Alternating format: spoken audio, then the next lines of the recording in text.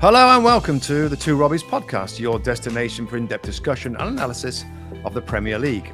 I'm Robbie Mustoe, he's Robbie Earle, and here are today's topics.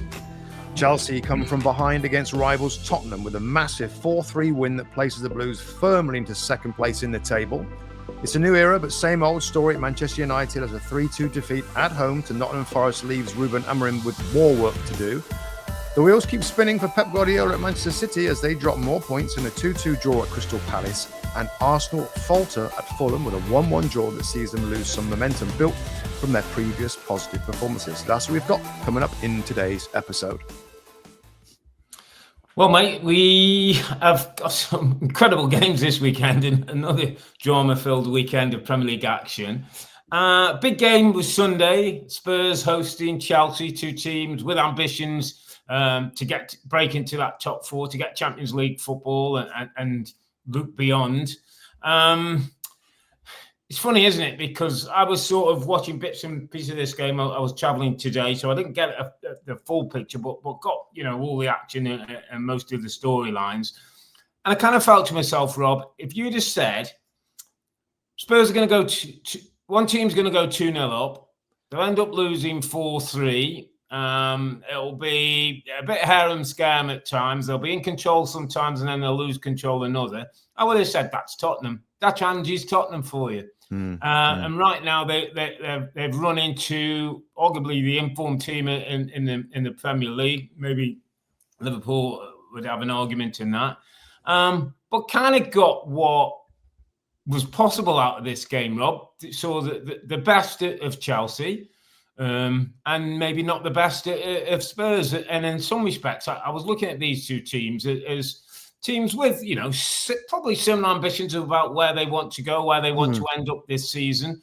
And at the moment, Rob, based on what I saw today, Chelsea are going in one direction and Spurs, unfortunately, seem to be going in a slightly different one.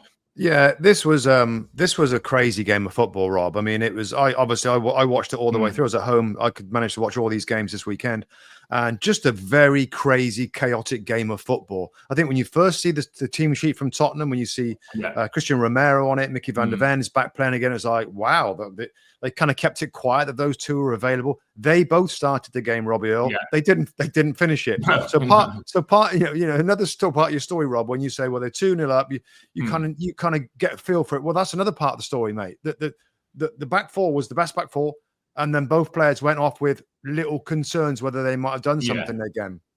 So did they rush them back? Which is something, it's really, if they have put them back for further weeks, that's really poor as well from the football club. Really bad. But there was so much chaos in the game. I mean, it started from Chelsea, Rob. I mean, Spurs started brilliantly. And it was Marc Cucurella that flipping slipped twice. He slipped twice with his boots. Since then, he's put them in the bin that he posted on social media. To kind of gift Spurs the first two goals. Solanke makes a really good run, finishes it lovely on the right-hand side. Kulusevski then scores a very individual goal, Rob. He comes in that left foot and scores 2-0 up. And you're like, this is kind of good, isn't it? This is good. But that's where, the obvious bit comes in after that. Chelsea were always in the game, mate. You know what they're like. They had a shaky start with Cucurella with his slipping around and stuff, and they got punished for that. But they again look slick, look dangerous. I think it was 2-1 going into half time. The guys in the studio said, you know what, I think Chelsea will win. I thought the same thing. There was two clumsy challenges, and it's very easy, Rob, right? And I can summarize this, about Spurs, and it's starting to get to me now a little bit, the way Spurs are going. I'm very pro. But the gaps, the spaces in midfield, Rob, are incredible. 2-0 up, the spaces in the game that Chelsea own up are incredible. Yeah, and you add into that Yves Bissouma's reckless challenge to give a penalty away. Yeah. Perhaps Rob later in the game, towards in the second half, gives another penalty away. It's the one that Cole Palmer does, a little Panenka. That's two really poor decisions, and there's somewhat of a chaos about Tottenham. There's a chaos about and desperation. There's a desperation about playing the players they want to play. There's a desperation about attacking and trying to score goals. There's a desperation in defending because there's so much last ditch, Rob. There's so much running back towards their own goal with the transitions and stuff. It has got to change. And I'll let you in a second, mate. I know that you felt this, and a lot of people have felt it for a long time. I was like, this is good. This is, from on the back of last year, the way that they play, attacking, style, it's the Spurs way. They're loving it. But I have said that there's got to be subtle tweaks and changes for Ange Postecoglou to find some balance here, because this gung-ho nature, another one of those games today, Rob, it's just not sustainable. And they're mid-table in the league right now. He's got to find a way to find some balance and blend, or this is going to run away. We know, Rob, that isn't what he wants to do, is it? I mean, it's becoming a bit of a thing in press conferences where the journalists are asking him, are you going to tweak? No, I'm the same man. This is what I'm going to do. And I said to you, Rob, it smacks slightly of arrogance. It smacks slightly of stupidity. You're 2-0 up, Rob, at home, playing good football. That should be a 4-1 day. That should be a 4-1 day if you're a good team. Good teams take care, make the best of the opportunity that Cucurella has slipped twice, and they go on and win 4-1. What happened today at 2-0 was, I thought we saw the two characteristics of the two teams. Chelsea were relentless, were hungry, were after it, and still came back into game and believed in what they were doing. Cucurella, Rob, who's been had a bit of a rough time at Chelsea, could have gone under 2 slips today, and I know it was his boot and whatever. Yeah. Gets on top, gets good energy, gets back in the game, plays well. His teammates look like they want to, get him out of a mess. It just feels like a Chelsea Football Club, Robin. And it was interesting as I was watching the game today. I said, in the space of, 13, 14 games into a season, Chelsea have become likeable. They've become likeable because of who they are and what they've come through. Whereas Spurs, Rob, at 2-0 up, can't control the game, can't control a match, can't manage a situation. And that's a problem in this league with the quality of players and the quality of coaching. It's going to be a problem. And if Ange isn't careful, I'm afraid it's going to cost him his job. You know what? I think, again, it's like evidence, isn't it? We're gaining evidence every single week. You're gaining evidence about what they're doing, what he's doing, what's changing, what's not changing. And, the best teams, Rob, have periods where they just shut up shop a little bit. You said the game could have been 4-1. It could have been 2-0. They had the game won at 2-0. They could have been much more defense. No, I know that he's got his philosophy, and it's not as though you have to abandon your philosophy, but just a little bit of game management, Rob. It's more game management than philosophy. We love it. Neutrals love watching Tottenham because they throw people forward. Again, it's like nobody else throws two fullbacks forward. Nobody builds up, Rob, and have 2 centre backs back there. Yeah. Everybody, almost everybody now, it's at least 3 at the back that are insurance policies.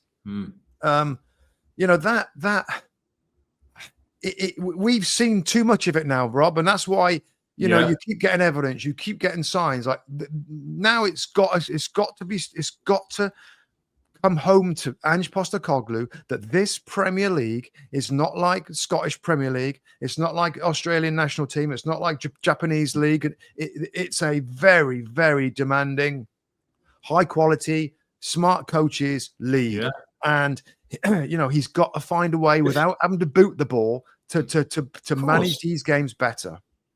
And the other thing, Robbie, is that, listen, we're Ange. We've been behind Ange. I think we've supported him many times when others haven't, and loved what he's done and how he's come into the league with a freshness. But at times, Rob, that you look at this league and you look at Spurs, and anybody who plays Spurs knows 100% exactly how they're going to play during the game. If you play Brighton, they come with a different thing. If you play Brentford, they've got different ways of playing. If you play Fulham, they've got different ways of playing. Spurs have one way of playing. If they're 2-0 up or 4-0 down, Spurs are going to do the same thing. And I think there's too many smart coaches out there who are saying, okay, I think Cole Palmer summed it up brilliantly when he did the Panenka and for his penalty. He said, the game was mad. The crowd were crazy. The goalkeeper's definitely going to dive because everything's on fever pitch. And that's what Spurs are. Spurs are fever pitch. At their best, they're fever pitch. Well, it's like desperation, Rob. Chaotic and desperation to like last stitch. These challenges that went in. They're to summarize, Rob, Tottenham are too easy to play against and to create chances against. Yeah. And we've seen it from day one, really. And I was of the thought mostly of, well, you know what? They fancy themselves going forward. They'll find ways to be a bit more efficient defensively, and then maybe they'll defend with the ball a lot better. When they got their two quick defenders back there, Van de Ven being the main one, they'll concede less goals, which they do. But it's such they're so stretched, Rob. It's such a strain and stress on the team to defend.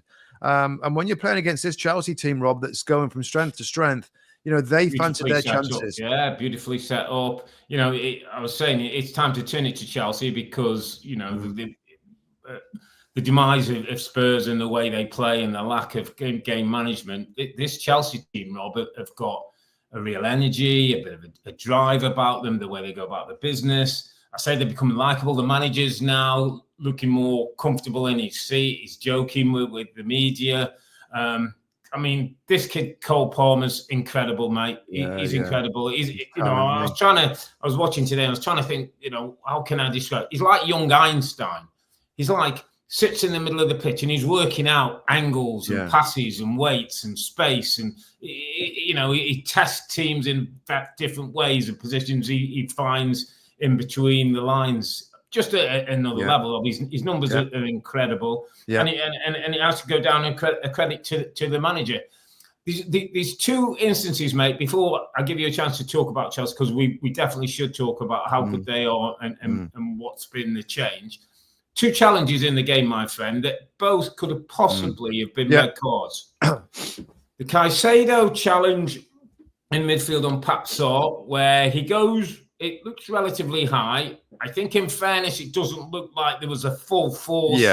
I collision. think. I'm okay but with it was high. It was high enough that I think it deserved looking at, and it deserved the referee's possible look at and attention from VAR. No, I thought I didn't think it was quite enough for a red. I think that's what came through from the commentators, wasn't it? Graham and John Champion talk about they could hear the VAR conversations. I think not enough force, but it was certainly high. It was certainly reckless. And then the other one was the elbow, Rob, wasn't it? The elbow. Kulusevski elbow. Yeah, on Lavia. Yeah, as he went through. Yeah, now that for me. I mean, if I'm seeing VAR, Rob, I'm thinking that's red. Yeah. The action after was like not good.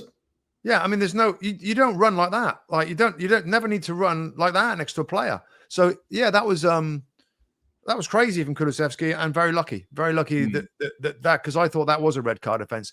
If you read the rules out, if you deliberately strike somebody in the face or head, it's violent. I mean, conduct. someone suggesting Caicedo didn't get a red, so maybe the referee didn't give a red to Kulusevski, which isn't a way to referee at all. No. But I think we probably agreed not quite enough force in Caicedo. But something Caicedo has to be careful, Rob. Seen him do it once or twice now. Yeah, he's very aggressive. He's got to be a little bit careful and know when to, put his foot in. Sometimes just put a strong leg there and make your tackle, because he can ill afford to lose him. He's so important when he's playing at right back, where he wasn't his best. Put him in the central midfield too. That's what it was outstanding. But go on, let's just talking about Caicedo, Rob, and Lavia, right? Yeah, and a little bit earlier talking about Spurs attacking, great, very gung ho. Chelsea attack as well. Yeah, but they've got Lavia and Caicedo in midfield, Rob.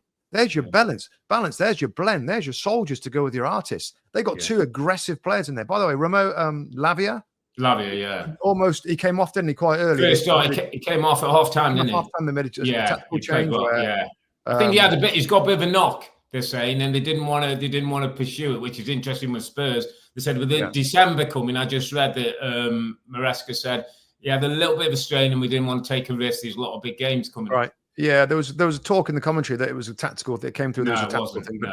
But I mean, Lavia's really, really good. But that's the difference right there with those two players. I'll tell you what I noticed first of all, Rob, when I looked at the lineup. He is doing what Pep Guardiola has done for City for years and years and years. He makes little changes every week. And I think I'm right in saying there's been no unchanged lineup for Chelsea Football Club. Since he's been, Neto was in on one side, wasn't it? And Jadon Sancho was in, scored a really good goal early on. The midfield's a little bit different again. He makes little changes. He keeps people on their toes. Madueke's had quite a few games. So what happens then? He puts somebody else in. He's always João Felix. He's always changed. So that I like that about it. I like that his squad is good enough to be able to do that with no drop off at all. And just generally, Chelsea have become, Rob, a very good team very quickly. A very good team very quickly. With the Cucurella areas of slips earlier on, it still looks like a groove little machine, mate. And there will be hiccups and there will be times where their inexperience might cost them, but not in this game. And the way that they're going, they look like they're enjoying their football. They're young players. I've said it a million times. Everything that it's happened, isn't it, with them? We don't know how good this team could be. They're going to be better, but right now they're still very, very good. There's a lot of talent, Rob. They look super dangerous every time they get into the final third, whether it's Pedro Neto jinking his little runs or it's Jadon Sancho, of course, Cole Palmer that's got. I think the thing with Cole Palmer for me is his change of direction, his ability, and his awareness and his feet. He maneuvers the ball and changes direction so quickly. Football intelligence, though, mate, of picking up spaces and hurting you. I would think, you're a defensive midfield player. Can you imagine him on your shoulder picking up little spaces? Nightmare. You'd never get it. You wouldn't close him down because he's so good. He never gives the ball away. That's what's annoying when you put with that sort of player. So he's absolutely running the show for Chelsea. The other thing I took away, Rob, from Maresca at the performance and the team, and as you say, they become a very good team very quickly. It's now a matter of can they continue to do that and keep the consistency. I saw somebody wrote today, which I thought was a nice line. There's a confidence without arrogance with this group of players. I think they all play. It's hard to think of anyone who's not playing particularly well. But it's not like a strut, and it's not like we've arrived. It all looks like this group of young players want something, still got something to prove to themselves, to the manager, to the group. The other thing for me, Rob, with the manager, and I took this today, the thing at the start of the season when, he got the job, he'd never managed in the Premier League, obviously did a great job at Leicester, but we weren't really sure what was going to be at Chelsea. And the thing that was, that hit him, the stick that everybody was hitting him with was the amount of players in this squad and how difficult it's going to be and keeping the dressing room. And he's turned that negative into a positive, Rob. He's turned that into the most positive. Because right now, Liverpool, Manchester City, probably Arsenal to a certain degree, would all love the depth of squad and the number of players that he's got, that they can use and work in the way he's doing it. That he can play one strong team on a Saturday in the Premier League and play another strong team in the Conference League that he's doing at the moment, giving people giving people the opportunity to show him what he can do. And in a flawless way, Rob, he's got, as you said, if Pedro Neto's not playing well, Madueke will come back in. And Jadon Sancho's come in and done particularly well. So has Enzo Fernandez. But those were people who were sitting on the side, Rob, and having a look at it. And now they know the standard is if they go in the team, they've got to produce a bit like Sir Alex used to do back in the day, or an Arsene Wenger, or maybe a Jose Mourinho. And he's taken a negative with this group and turned it into a positive where right now, mate, they're in good shape. And I know, and quite rightly, he's saying they're not in a title race. I don't think they are, but they're second in the league. And I think, well, they 6 points behind. Yeah, they are. They're in it. They're in a race right now. Yeah. No, they're absolutely in a race right now. Now, whether you believe they're going to fall away, I think most people will think they probably will, but they're in it right now. I'll tell you what, Rob, when you assess the team, right, if you match winners, right? How many match winners have Chelsea got? They got a lot of match winners. They got goals from midfield now in Enzo Fernandez. They got goals from the wide players, Jadon Sancho, Madueke, whoever plays out there can score goals from wide positions. Of course, they've got a centre forward in Nicholas Jackson that's a regular goal scorer. And they got Cole Palmer, a little number 10 playmaker that scores goals. That's really, really good. Nkunku backed up, Felix backed up. That's a lot of goals there, Rob. That's a lot of, and a lot, you said the big clubs and all that. And I know Liverpool are, they're top dogs at the moment. And they got some good cover as well. But Arsenal haven't got as good a cover. And you marry that with the organised shape, the clever way they box their midfield and get an extra man in there, and those holding midfield players. That's a really well-balanced team. Let me follow on, Rob, because you're sort of saying about the squad and, if you a couple of years ago it looked chaotic. I'm going to chuck a bit of a weird one in for my underappreciated performance this weekend. That doesn't surprise me. Weird from you, my friend. That doesn't surprise me. Yeah, this is going to be a bit weird, and it's a little bit out of left field. But this thing is underappreciated. How about the Chelsea Football Club owners? Underappreciated owners of this club in this weekend, and what they're doing is Todd Bowley and his Clear Lake Capital, which is Baghdad Egbali. He's the main guy at Clear Lake Capital, and Todd Bowley laughed out of town and had a very difficult start. Absolutely admit that. It was a shaky start from those guys. They had to get rid of all the executive group and the directors, and it was shaky at the start. Mistakes were made, but they got their CEO. They got these two directors of football, Win Stanley and Lawrence Stewart, that made some big calls on managers and on philosophies of signing all these young players on these monster long contracts. And people are like, wow, we've never seen this before. Or doesn't it look pretty good? Doesn't it look pretty good right now? And when Chelsea is saying that we've got our football club back or we've got our Chelsea back, and I don't expect there to be a ton of credit for the owners, and I get that with them, but isn't it looking pretty good? With this, you just said the squad, how deep it is. They're young players, Rob. This is a team for a decade, which I've said before. But the owners, like in a very unusual way, they spent a load of money, but they've hired clever people. And clever people is what makes the difference. The Everton Football Club spent a lot of money. They didn't hire clever people. It's been a disaster. They've got everything after initial sticky period wrong. You get the right people with their money, like the directors, and look what they've got. So, yeah, that's what I'm chucking in. Very weird shout, but very good shout, my friend. Almost like visionary, almost like looking at the football club in a different way than anybody's ever done before. Yeah, and data, probably. And what's going to be really interesting, Rob, as we know with Premier League football, as we know when Pep's come in and Sir Alex was in and Arsene was in, somebody does something well and it starts to work, other people follow. It's going to be really interesting over the next couple of years whether this becomes a model for other clubs. Yeah, I mean, it is a model in some ways, Rob, to try and get the data, the young players. But Brighton and Brentford and others, they're in a different little market. This is the same data approach, but at the high end. At the high end, so they're getting some of the best. And I know that there's been some friction between the two ownership groups. And I get that. So people might say, yeah, but what about? Obviously, winning makes that sort of stuff go very, very quiet. But I think just in terms of let's just step back a minute here and just realize what they've done. And if they can, if this is the start of something big, Rob, this could be the start of something big. Left field from Robbie Mustoe, loving it. Loving a bit of left field, mate. Yeah, good shout. Good shout.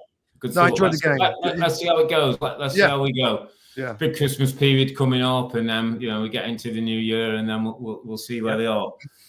Let's go to another club, Rob, that's looking to build in a progressive way. Manchester United, home to Nottingham Forest. And the Manchester United 2, Nottingham Forest 3. Great win for Forest. And I have to start this conversation, Rob, and I think it's important because I was reading online yesterday and listened to a couple of radios, and Forest fans were saying, we know United's a big club. We know Ruben Amorim's a massive signing. We know all the things that are going on.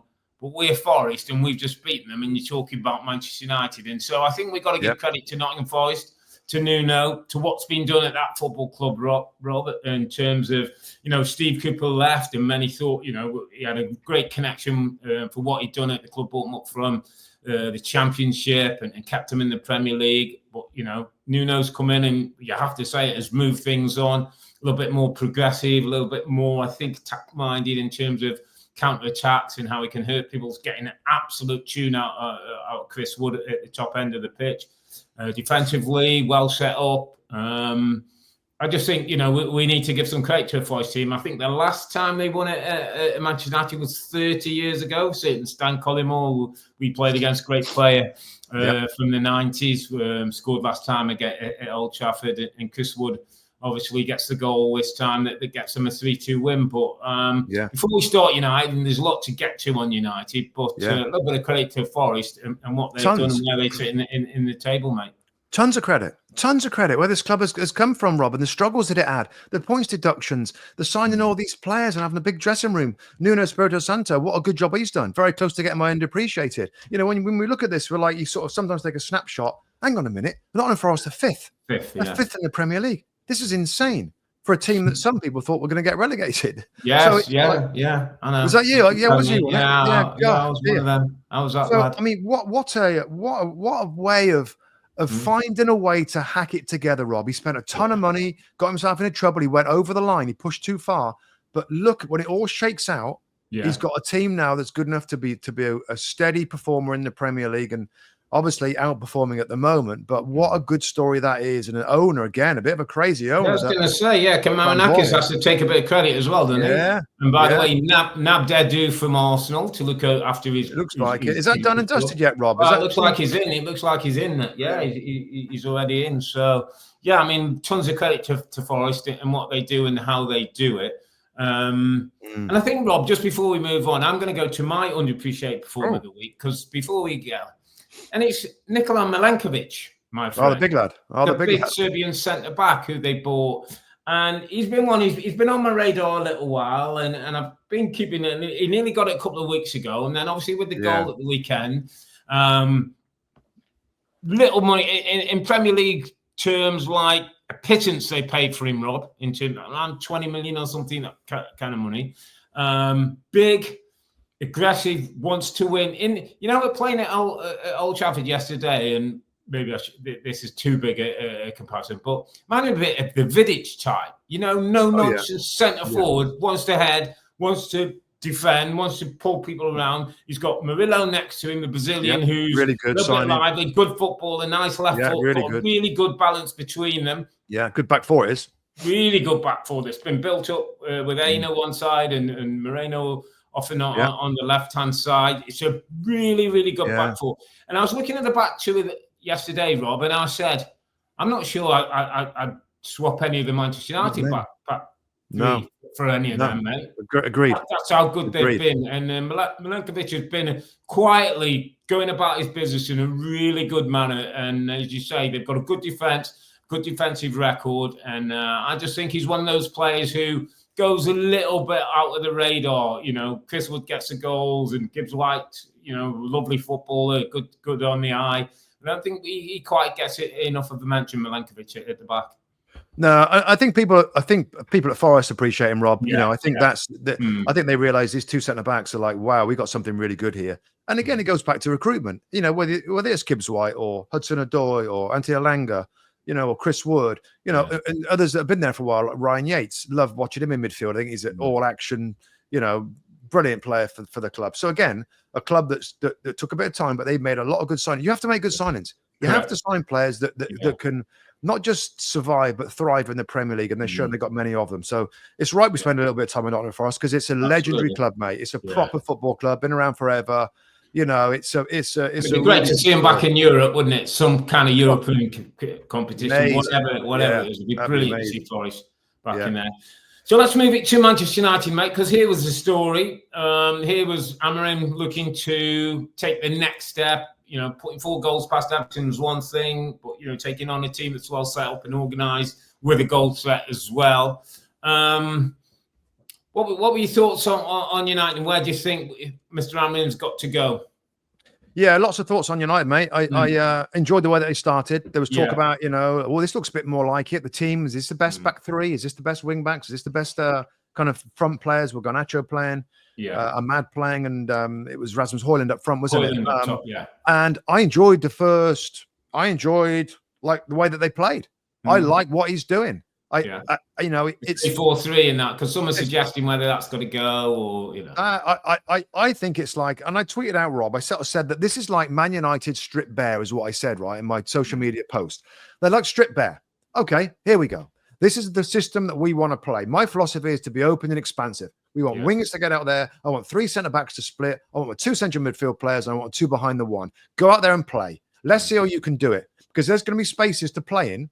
Right, and there's going to be spaces that the opponents have got. Who's got the energy to stop them when they use the space? Can we use the space well? What do we like on the ball? He is getting a first-hand look at his squad. He's changed different spots. I like the football steadily got better. I know it's nowhere near what he wants, but at least they possess now. At least you can see the shape now. And some players in it look comfortable and are going to excel and going to please him. Others are not. In terms of where it went wrong, second half, they've got a problem defensively, Rob. Yeah. Man United, they might not be very good defensively as individuals. And again, you see it when they're laid bare. When they're out there, there's no deep defensive block that protects like Ten Hag used, other people have used at Man United. We ain't doing that. He ain't doing it. You get out there and show me you can play. You can go man to man, that you don't get caught, that you can be aggressive, you can win duels. They're not doing this deep block and counter attack. No. He wants to be open, expansive to see who can do it and who can't. And he's learning a lot. And I think defensively will be his biggest worry. But again, I don't expect him. I don't want him. And I don't think United fans want to, well, hang on a minute. We should play, 5 and really, no, keep doing what you're doing, because you're going to learn things about who can come on you on this journey and who's not going to come with you. So that's, Lenny Yoro looks good. He's going to get better. Matthias De Ligt worries me. De Ligt worries me. Rob, to be honest with you, at this level, in this Premier League, when you haven't got a ton of protection around you, you're asked to defend one-on-one. I'm worried about him. I think I like Mazraoui. For me, he's got to be in a team, because he wasn't in it, was he? It wasn't him. Lisandro Martinez, again, another one. Is he good enough? Yoro's a little bit. It's a bit early for him. He's just come into the team. But then you got Dallo, and wow, like he's learning a lot, Rob. I like the signs of the football. That's what. So I'm enjoying I'm going to enjoy this experiment all the way through, and I hope doesn't become any pressure or any we've got to get. Let's just keep doing what you're doing, because it's steadily going to get. It's going to like you said. This is the whole thing about the storms coming. And the storm coming means we're going to have some take some beatings probably, because I'm not going to protect them. I'm going to throw them out there and see what they can do. And some of them look good. There was a big old storm this weekend as well. There was in England. Yeah. It's interesting because I wrote some key words down, and you've kind of stole my thunder. Every game for Manchester United is now an experiment, my friend. It's an experiment. Every game is learning and a fact-finding mission, is my line. They're going to be a few difficult days, but they're going to have to come through them. And I wrote this line. I don't know if it totally sums it up, but I'll explain what I'm saying. Answers to questions are more important than results at the moment.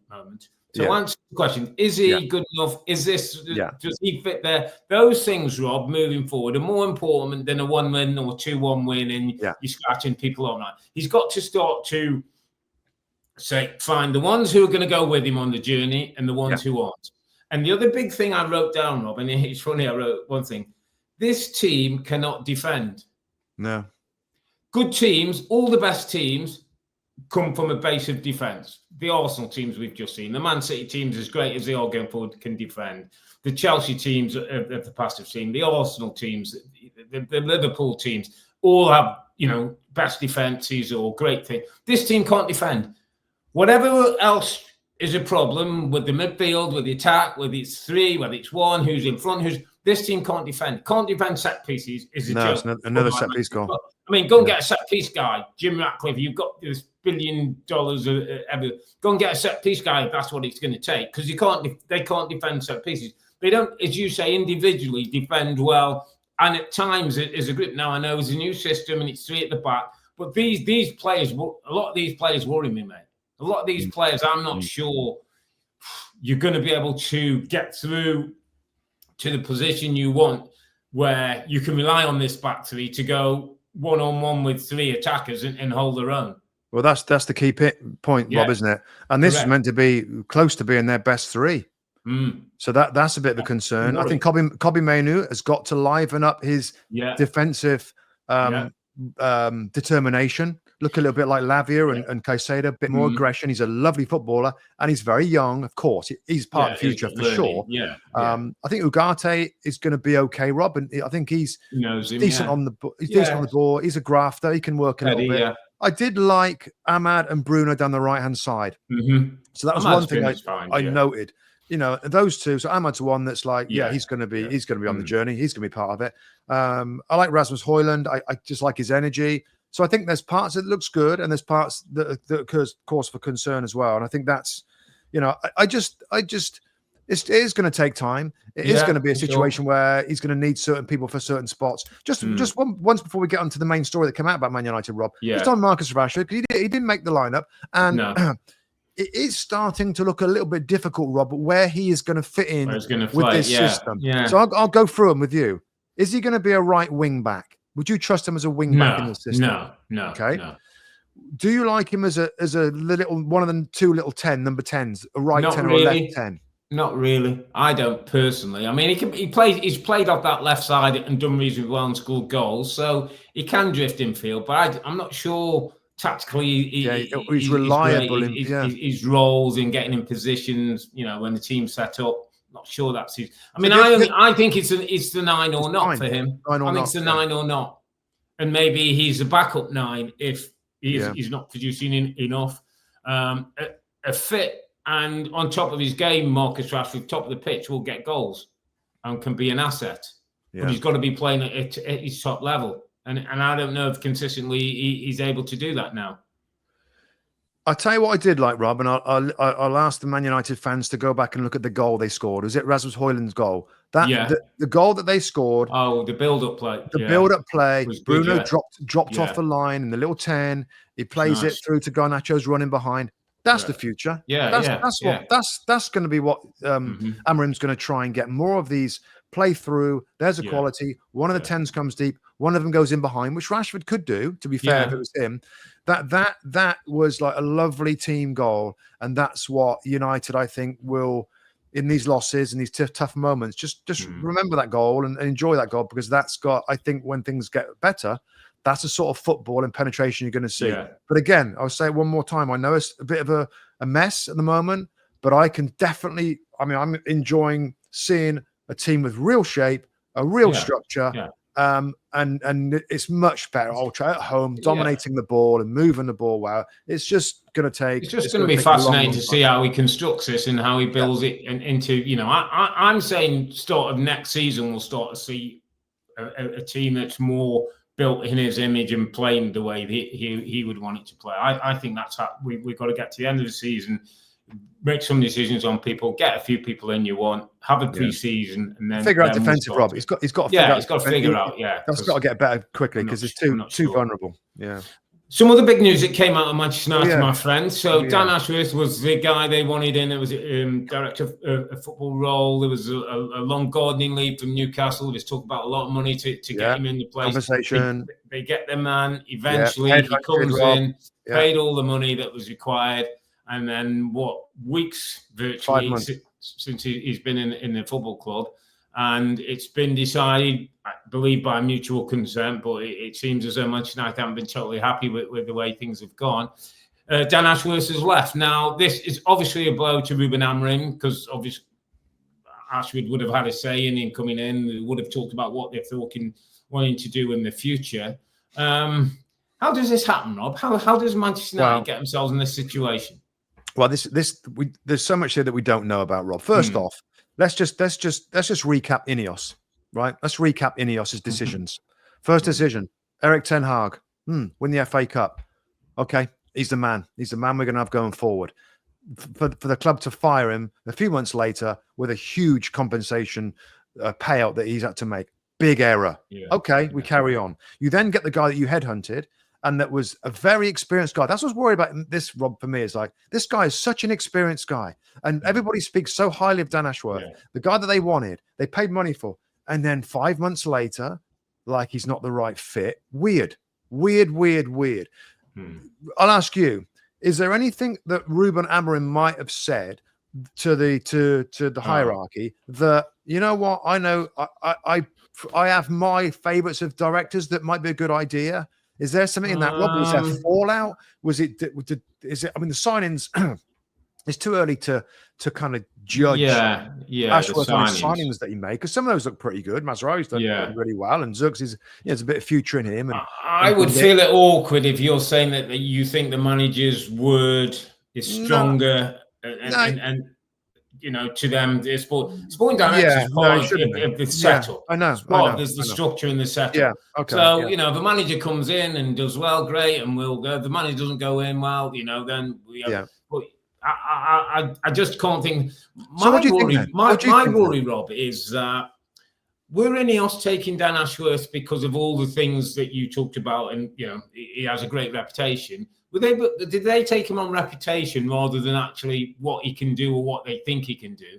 And have they found out after, like, well, he isn't as good as this as I thought, or this hasn't worked as much as I thought? I just find it all that you take so long. You know, Ineos is supposed to be the people who, you know, are brilliant at setting up the structures and putting the right people in place. Well, they're not. They've had a bad start, Rob. Well, they've had a bad start in both main positions. They're not in football. That's the point. Football is a totally different business to all the other things he's done. A totally different business, mate. And if you're going to just apply all those things you've done in your other businesses and think you can do them in football, we've seen many people with lots of money who've tried the same thing and it doesn't work. Remember, Aston Villa had a guy a few years ago with tons of money and it was going to do it a certain way. Yeah, Randy Lerner. What happened to that? Yeah, it's astonishing to me that the two major footballing positions were Ineos picks, and they basically admitted mistakes just a few months after. And then you could throw on top of that the amount of staff. Maybe they had to cut a lot of staff from Old Trafford. Well, they cut, they cut a lot, which is it's not good, Rob. They stopped Sir Alex Ferguson. Apparently, they end up that relationship, or as it was. The things that have not been done well by doing that.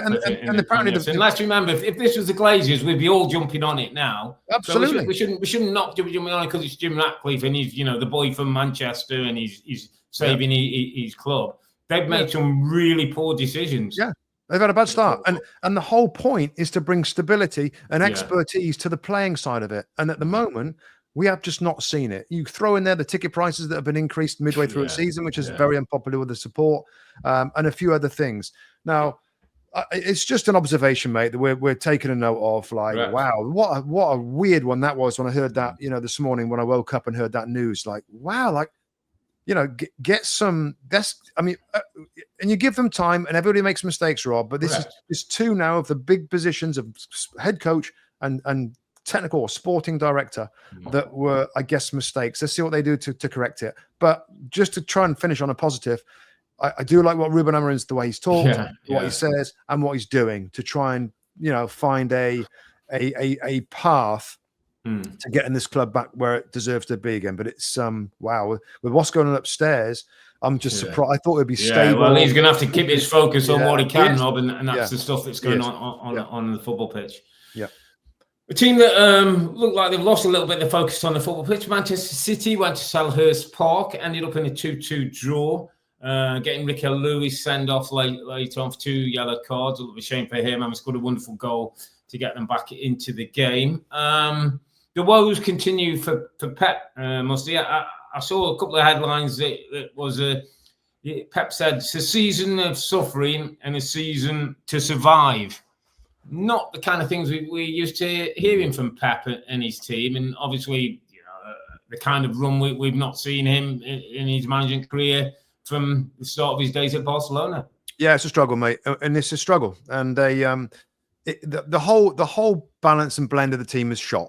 It's shot to pieces because of people who was out. And you know, I know I keep saying the same things, but like Akanji, Foden, Stones, Ake, Kovacic, Rodri, Oscar Bob, it was a super young bench.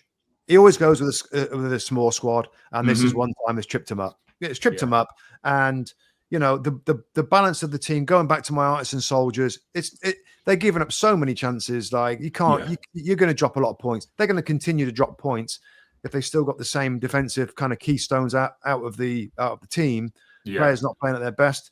You know, you got Earle and Haaland scoring. You know, there isn't much else, is there? You know, I know Rico Lewis scored a goal, but the other guys, important guys, aren't scoring. The whole thing is, you know, and it's been the same since Robbie, since he's left, really. And I know it's got worse recently, but their balance was always a very tight balance of technical football with a little bit of insurance and some steel. The steel now is not there, and the thing's falling apart. And they're still going to look silky going forward. De Bruyne, I thought, looked $1 million. Kevin De Bruyne linking with Haaland again. But going the other way, they look open. They're like conceding every time the other team go forward, Rob. So it's more of the same. I mean, we've got to give credit to Crystal Palace. I was going to say, he's starting to turn it around, and it's starting to look a little bit more like the Palace we saw from last year, as they're starting to have a bigger influence. Wharton's apparently not too far off now as well. He'll be back into the midfield. Yeah, I tell you, he deserves a little mention, my friend, and he was very nearly my underappreciated Will Hughes. Yes, little midfield player, my friend. Best midfield player on the park. Most influential midfield player on the park. 2 assists. Little, sort of throwback little midfield player, neat and tidy. Works hard, good passing, gives everything that he's got. Probably doesn't start in Palace's best 11 when everybody's fit. But I thought I think he's getting that way, Rob. I think he's getting that way. He's playing well to become an absolute regular starter. They had a fast start. 1-0 up in the first 4 minutes. That Selhurst crowd. I mean, that's a tough place to go. You've played there a zillion times for Wimbledon, Rob. You know what it's all about there. I've been there. They love it when a big boy comes down, Rob, and they're up against it. Selhurst Park gets involved, loves it. It's made for a big club in trouble. And City went there, and as you say, some of the normal pillars, the Kyle Walkers, who've been bullied. Brilliant. Got bullied for Lacroix's header. Yeah, he's been brilliant over a period for Manchester City, though. Right back, centre back, marking Mbappe and the likes in big games. But just another one off his game. And as you say, it's an over-reliance on the few players who have been fit. I know Pep talked of it. He said Rico Lewis, Bernardo Silva, Gundogan, Gvardiol. Like, without them, he didn't know where he'd be. They're having to play almost every minute of every game. Yeah, well, so the whole thing falls apart when they get more than a couple of injuries. And so do you wonder, Rob? We were talking about the Chelsea thing earlier, and it's a different look at the way that football is now and squads. Do you think part of Pep's learning, because I'm sure he takes stuff away from this, might be to go, he need more numbers in a Premier League squad, especially the way the games are coming thick and fast? I would think so, Rob. That's I would think so. And they might start addressing it in January, but I would think so. I mean, he's always not wanted that, Rob. He doesn't want miserable players that don't play that much. And when he's got it all his way, he rotates in and out. It works beautifully. But when there's 4, 5, 6 out, it's knackered. But going forward, mate, he might say, you know what, we got to have more than 20 odd senior pro. We've got to have more. Yeah. And that might be something they address. But no, it's a good point. And I think that's something that he should seriously think about. Now it's really hurted and affected him this season. Yeah, for sure. But good point for Palace. Palace, they're going to be okay, Rob. Absolutely. They're going to be okay. Yeah. That'll be fine. Okay, man, let's move it on. Fulham won, Arsenal won. Remember Fulham last year with the team, that game last year was seen as one of the games that maybe lost Arsenal the title. They go to the Cottage again, down Jimenez with the goal after 11 minutes. Eventually Saliba gets one from the corner, no surprise from Arsenal's point of view with that. But slightly disappointing for Arsenal, 4 straight wins. Is this part of me was saying, Rob, like, as much as it is disappointing for Arsenal and would have liked to go 5 straight and close the gap on Liverpool and put a bit of pressure, especially with Liverpool not playing, this league, mate, this is like Forest going to Manchester United. This is Fulham. Fulham are no longer go to the Craven Cottage. It's a 3-0 win and it's nice and easy.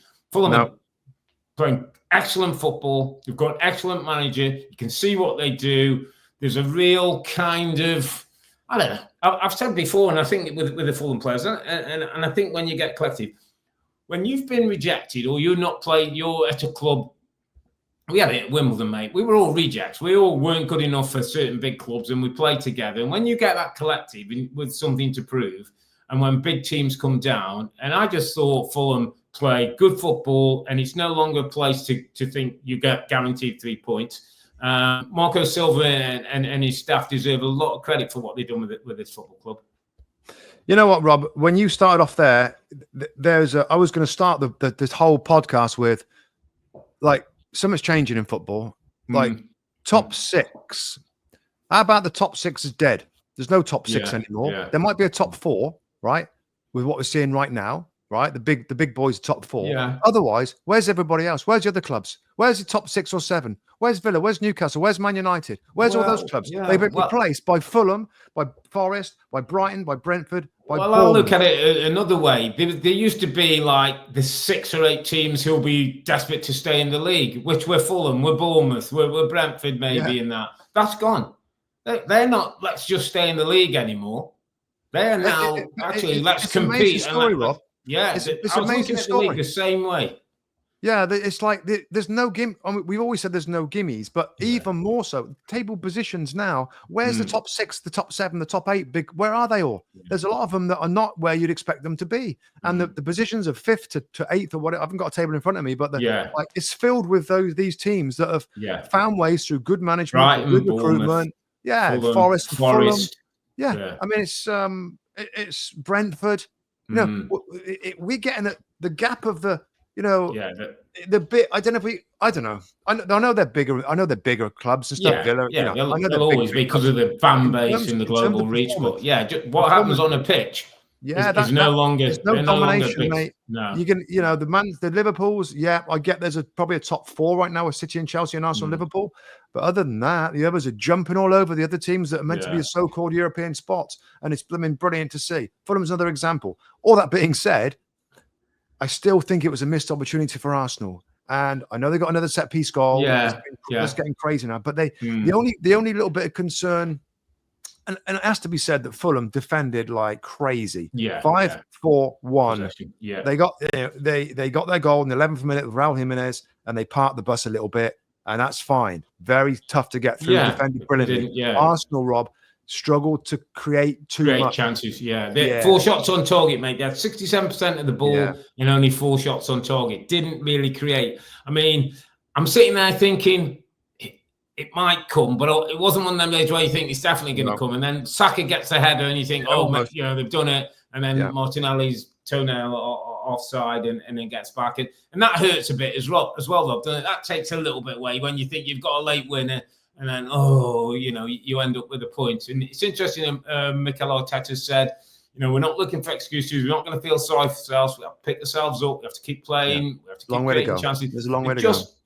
They just didn't quite turn their possession into enough good looks at goal, I didn't think. And also, there's that. And then the other part is Jakub Kiwior. I don't like to it's very rarely, Rob, but we pull out players, individual, but he's below the level. He's below the level. There's too many times where he gets caught with that one in behind. I mean, honestly, the top of my mind, like when he's just trying to read the ball and somebody plays it down the side, and this time it's Raul Jimenez that runs it in behind. He gets caught in behind way too much. That goal that scored, Rob, it's like, well, that was easy. Yeah. Why is it so easy? Kiwior's position again was out, was a little out. I mean, you might argue that David Raya maybe could have done better with that, but Kiwior's position doesn't fill you with a lot. No, he doesn't fill you with a lot of confidence. I just think there's one. I think there's one in him. There's a rick somewhere. Yeah, that should have been really 1-0 to other people. Yeah, and other people think that's a problem when you're playing, Rob. That other teams think that play on him, go down that side. He'll make runs in behind him, and he's vulnerable. He tries to gamble or something. I don't know, but it's a bit that might have been a frustrating day. They could have won that 1-0 with the set piece again, but the Kiwior I thought was a mistake, and they dropped points. But there is a long way to go, and I think Martin Odegaard was interesting. Rob afterwards, it's just that he just think he's basically saying, paraphrasing him a little bit. He just said, I thought we should have got more balls into the box, more bodies into the box. Put a little bit more pressure on. I think sometimes it's simple as that. Play the ball in the box, get a few more bodies in there, ricochets, first time finishes. They didn't look like scoring really, which is a bit of a concern. No. Saka was kept quiet by Anthony Robertson. Robertson did a good job on Saka for the most part. Yeah, he's playing well, isn't he? Yeah, playing well. Well done to Marco Silva and his team, who continue to defy the odds, and it's not an easy place to go. Okay, mate, let's whistle through these other results. Brentford 4, Newcastle 2. Amazing. I mean, the G-Tech, I'm saying it's a goal tech, isn't it? The G stands for goal. I mean, 6 goals. It's incredible the amount of goals. And then forwards, Rob. Them forwards, the 3 forwards against what? They're a fun 3 to watch. I had a number as well that, I think they've got, they were one of the top scorers, obviously one of the top scorers in the league. And let's remember, they sold Ivan Toney, mate, in the summer. The guy who gets some 20-odd goals a season. It's incredible. But good win for Brentford. Newcastle going through a bit of a sticky time, mate. Yeah, a bit disappointing. Yeah. Villa 1, Southampton 1. Villa getting back-to-back results after a bit of poor form. John Duran got the start, didn't he, in this game? Ollie Watkins on the bench. Lovely finish. Gets away and finished, and then had a couple of other chances. I saw Villa, but not looking great for Southampton, mate, is it? And Russell Martin, my friend, looks like the gap's grown so big already. And the same problems, Rob, isn't it? Do you see the highlight? You see them playing out the back. Yeah. Oh, they didn't concede this time, but the same kind of thing. You can't keep doing that. The gap's going to get bigger now for them to get to safety. They're not going to get out of it if they keep doing the same thing. It's just whether the club, like Russell Martin, enough to say that, you know what, we like the philosophy generally, and we're going to stick with our guy. Or if you're going to make a change now, is the time.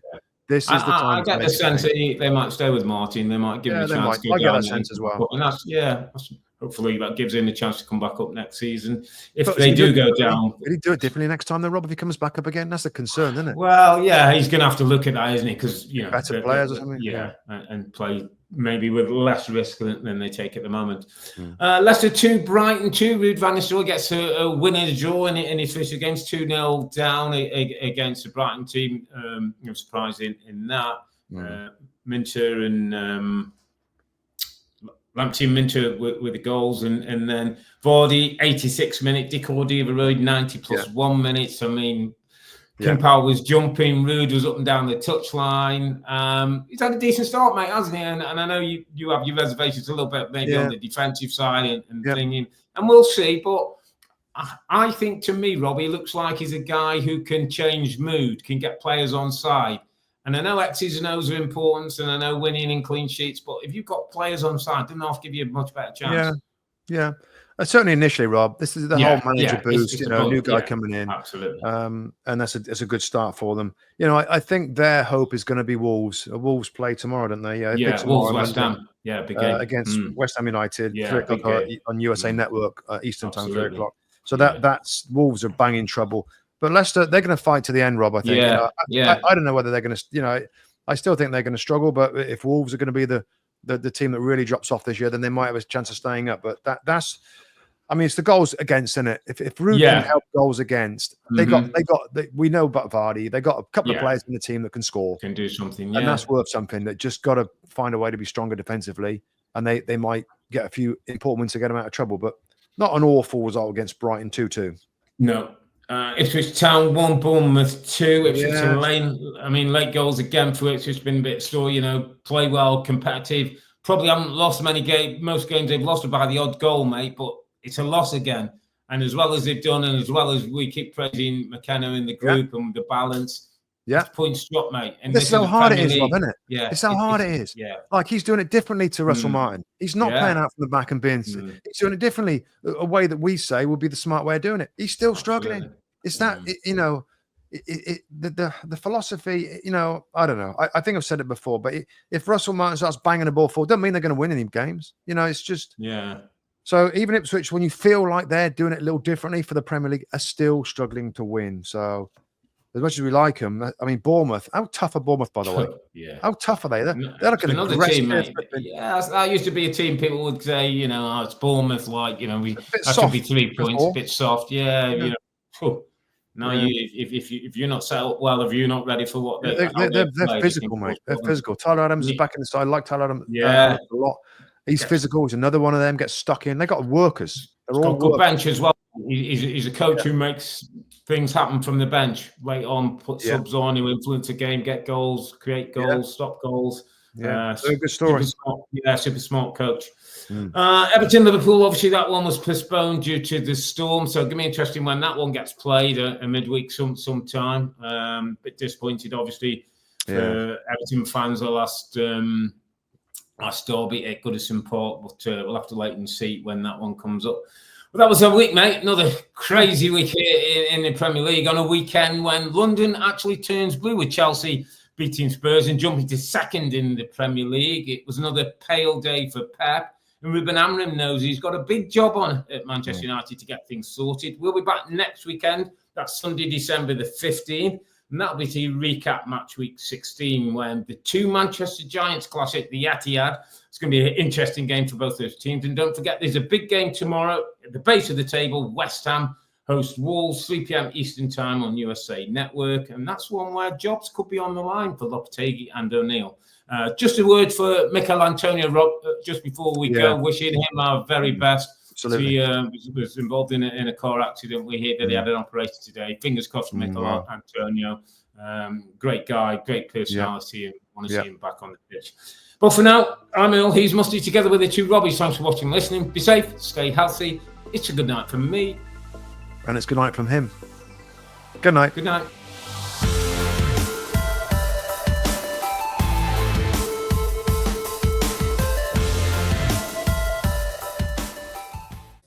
Hi there, I'm Rebecca Lowe, studio host of NBC's coverage of the Premier League. Don't forget to hit subscribe to watch more videos all season long. And if you want even more Premier League content, from original series to live matches, head over to Peacock.